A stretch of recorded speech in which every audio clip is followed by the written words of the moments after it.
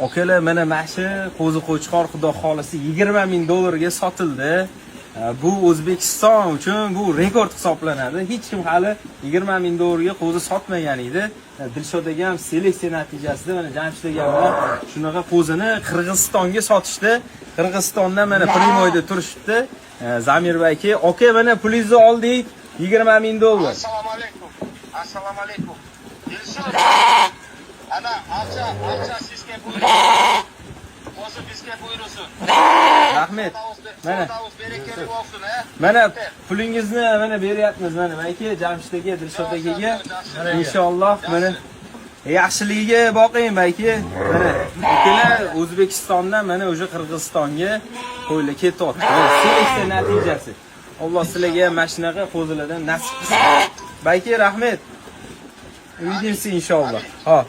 Endi jo'natamiz qo'zini, keyingi haftaga jo'natamiz. Barakasini bersin, zo'r. Barakasini bersin, zo'r ekan. Mana jamoat shu yerda hamma. Assalomu alaykum. Assalomu alaykum. Do'llar ko'paysin. Rahmat. Barakasini